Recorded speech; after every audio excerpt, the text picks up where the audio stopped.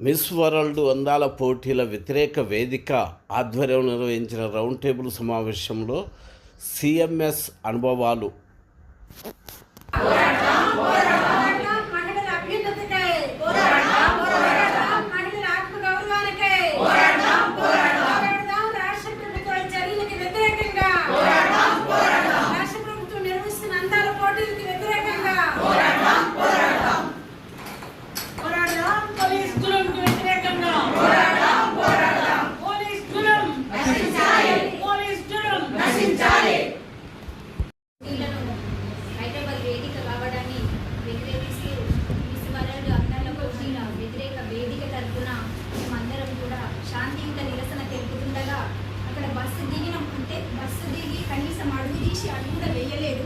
వేయకముందే ఒక తాడు తీసుకొచ్చి రౌండ్ అప్ చేసి అసలు మమ్మల్ని ఎందుకు రౌండ్ అప్ చేస్తుందని అడిగితే మీరు ఎందుకు వచ్చిరో మాకు తెలుసు అంటే వాళ్ళకి మేము ఎందుకు వచ్చినామో కూడా తెలుసు అంట.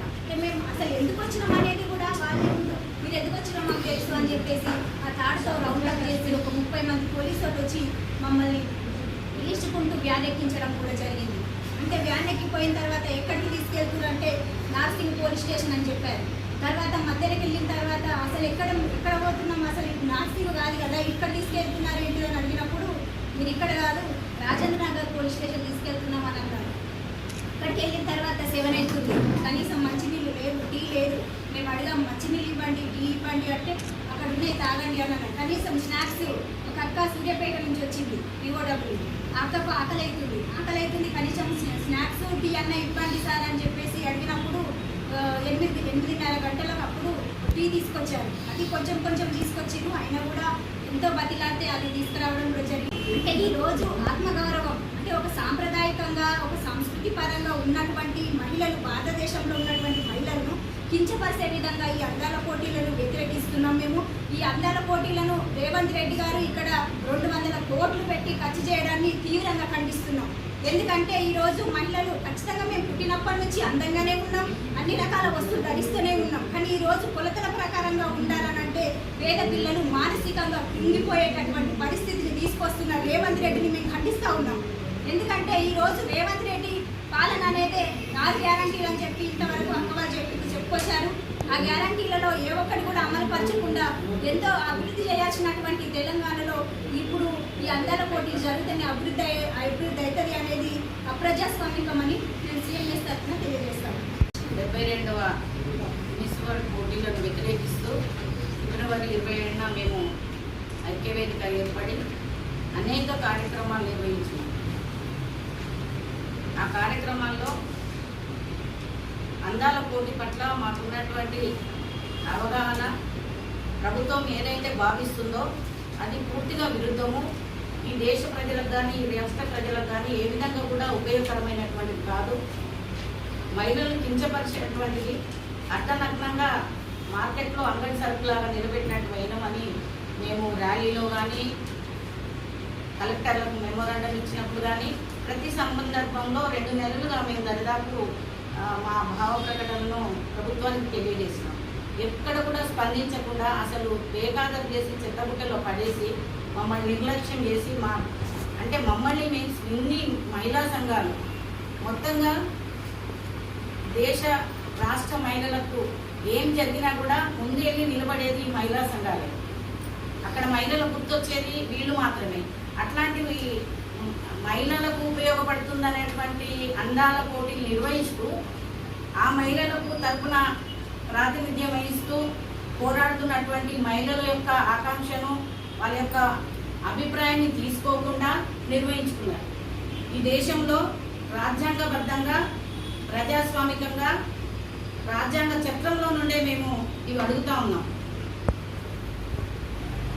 భావ ప్రకటన స్వేచ్ఛ ఉంది, మా అభిప్రాయాలను వెల్లడించుకునేటువంటి స్వేచ్ఛ ఉంది, నిరసన తెలిపేటువంటి స్వేచ్ఛ ఉంది. మేము మొన్న 10 తారీఖు గచ్చిబౌలిలో ప్రొటెస్ట్ అంటే మేము అడ్డుకోవడానికి కూడా వెళ్ళలేదు, లోపలికి వెళ్ళలేదు, నిర్వహించకండి అని అడ్డుకోవడానికి వెళ్ళలేదు. నిర్వహించడం వల్ల ఇలాంటి దుష్ప్రభావాలు సమాజం మీద పడతాయి. ఇప్పటికే చిన్నపిల్లల నుండి ముసలోళ్ళు యువతలు ఎవరు అనకుండా అత్యాచారాలు జరుగుతూ ఉన్నాయి, సామూహిక అత్యాచారాలు జరుగుతూ ఉన్నాయి, ఆధారాలు లేకుండా చంపబడతా ఉన్నారు. ఇట్లా ఇంకా చేస్తే సమాజం మీద దుష్ప్రభావం పడుతుందని మా అభిప్రాయాన్ని తెలియజేస్తూ మేము అక్కడ నిరసన తెలియజేయడానికి వెళ్ళాం. అసలు మేము అనుకున్న స్పాట్లో 5 గంటల కంటే 4:30కే ఒక్కొక్కరం రీచ్ కాగానే ఎట్లా రీచ్ అయితే అట్లా తీసుకొని వాళ్ళను మేము సారా ఉద్యమం అయితేంది, సంక్షేమ పథకాలు అయితేంది, బెంగళూరు అందాల పోటీలు అయితేంది, ఇక్కడ మహిళల పట్ల కానీ తర్వాత సమాజంలో ఏ కార్యక్రమం జరిగినా ఏది జరిగినా ముందు పోయి నిలబడతాం. కానీ అప్పుడు ఉమ్మడి రాష్ట్రంలో కానీ ఎవరు కూడా అట్లా బిహేవ్ చేయలేదు. ఆ విధంగా తీసుకెళ్లి కుక్కి లేపి ఎత్తేసి ఒకరికొకరు దొరకకుండా మేము 80 మందిని దాదాపు 80 మంది ఉంటే 4 ప్లేసుల్లో పెట్టారు. 3, 2 నాతో పాటు ప్రజాకళా మండలి రాణి, పిడిఎం రవి ఉన్నారు. 3 ఉన్నాము. వ్యాన్లు వేసి లాకేసి బయట ఉన్నారు 4:30 నుండి 7:30 వరకు. అమ్మాయి చెమటలు పట్టి గాబరైపోయింది. తీయండి, అట్లా మా వాళ్ళు ఎక్కడుందో అక్కడ తీసుకెళ్ళండి, ఇది పద్ధతి కాదు. అందరిని ఒకటే ఇష్యూ మీద వచ్చినాం, అందరిని ఒకటే చోటికి తీసుకుపోవాలంటే మిమ్మల్ని ఒక్కొక్కరిని పెడితేనే ఇట్లా ఉన్నారు, విడివిడిగానే పెట్టాలా మిమ్మల్ని? మీకు తెలియదా? దీంట్లో దిగినప్పుడు తెలియదా? లేట్ అవుతుందంటే లేట్ అయితే తెలియదా? మహిళలని అప్పుడు తెలియదా? మహిళలమండి, ఆ తర్వాత పెట్టకూడదు. మీరు 10 గంటలకు వదిలితే మేము పోయేటప్పటికి ఎంత టైం అవుతుందంటే మీకు ముందు దీంట్లో దిగినప్పుడు ఇదేంటి, దీంట్లో దిగినప్పుడు తెలియదా అనేటువంటిది మాట్లాడతారు. ఇదేంటి? మహిళలకు ఏ కష్టం వచ్చినా ఏ ఆపద వచ్చినా ఏమి జరిగినా మేమున్నామని నిలబడేటువంటి మేము దానికి మేము ముందే అనుకోవాలా? విపరీతంగా అసలు ఎప్పుడు కూడా మేము సొంత పూచిక మీద మేము బయటికి రాలేదు. అదే ఏదైనా ఇష్యూ మీద అరెస్ట్ అయ్యి ప్రొటెక్ట్ చేస్తే కొంత టైం పెట్టుకుంటారు, నీళ్ళు ఇస్తారు, టీ ఇస్తారు. ఆ లంచ్ టైం దాటిపోతే లంచ్ ఇస్తారు. వాళ్ళవన్నీ ఎంతమందిని అరెస్ట్ చేశారు, వాళ్ళకి ఏమేమి ఖర్చు అయిందో రాసుకుంటారు. అట్లా అవన్నీ కూడా విస్మరించి ఇవాళ రాజ్యాంగం లేదు, ఏం లేదు. ఒక దొర పాలన, ఒక పటేల్ పాలన నడుస్తున్నది. మళ్ళీ ఎక్కడ పోయింది తెలంగాణ? ప్రొటెక్ట్ చేయడమే తప్పైతే పార్లమెంట్లో, అసెంబ్లీలో ఏదైనా తీర్మానాలు వచ్చినప్పుడు ప్లకార్డ్స్ పట్టుకొని వీళ్ళు రేవంత్ రెడ్డి గారు ఇప్పుడున్న ముఖ్యమంత్రి కూడా ఒకప్పుడు ఆయన కూడా చేశారు కదా, మరి ఆయననే పోలీస్ స్టేషన్లో బంధించారు. నీకో న్యాయం మాకో న్యాయమా? నీకు వేరే రాజ్యాంగం ఉందా? మా రాజ్యాంగం వేరా? 10 తారీఖు నుండి నిన్న 5:30కే సందేక లేవకముందే సందేక వాళ్ళ ఇంటికి వెళ్తారు. సూర్యాపేట, నల్గొండ, వరంగల్, 5 ఆఫీసు, మార్క్స్ భవన్, అరుణ వాళ్ళ ఇంటికి, వరలక్ష్మి వాళ్ళ ఇంటికి, ఎక్కడ దొరికితే ఎక్కడ ఇళ్ళ చుట్టేది. ఏంటి మేము ఎవరము, ఎక్కడున్నాము? నీ ఇష్టమా? నీ ఇష్టం వచ్చిన పరిపాలన? ఏ విధంగా మహిళలకు గౌరవం? ఇది అందాల పోటీ అనేది 90 ఏళ్ళలో జరిగింది. ఏమొచ్చింది భారతదేశానికి? 2024లో ముంబైలో జరిగింది. ఏమొచ్చింది? ఇవాళ కొత్తగా ఏమొస్తుంది? ఇన్ని కోట్ల రూపాయలు వెచ్చిస్తున్నావు. ఉద్యోగస్తులు జాబ్ చార్ట్ తీసుకుంటారు. ప్రతి 6 నెలలకు ఒకసారి వాళ్ళకి డిఏ పెరగాలి. అంటే పెరుగుతున్న రేట్లకు ధరలకు అనుకూలంగా డిఏ పెంచుతారు. మొన్నటికి మొన్న ఉద్యోగస్తులంతా యూనియన్ వాళ్ళు వెళ్ళి ఇట్లా అడిగితే నా దగ్గర ఏం లేదు, నాకు కోసుకుంటారా, వండుకుంటారా, ఏం చేస్తారో చేసుకోండి అని అంటే బరిదగించిపోయినా ఉన్నారు. రాజ్యాంగం వచ్చింది, సీట్ వచ్చింది, నన్ను ఏం చేయలేవని ప్రజలన్నీ గమనిస్తూ ఉన్నారు. నీకు చక్కగా బుద్ధి చెప్తారు. నిన్నటికి నేను ఎంతోమందిని అరెస్ట్ చేసి ఇళ్ళ నుంచి బయటికి వెళ్ళలేదు 12:30 వరకు.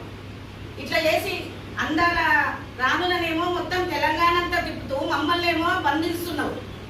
వాళ్ళని ఎవరు తిప్పుతావు? తిప్పిన ప్రతి చోట అక్కడ ప్రొటెక్ట్ చేస్తారా లేదా అని తెలియకుండానే ఇళ్ళ చుట్టూ కాపలా ఉన్నావు నువ్వు.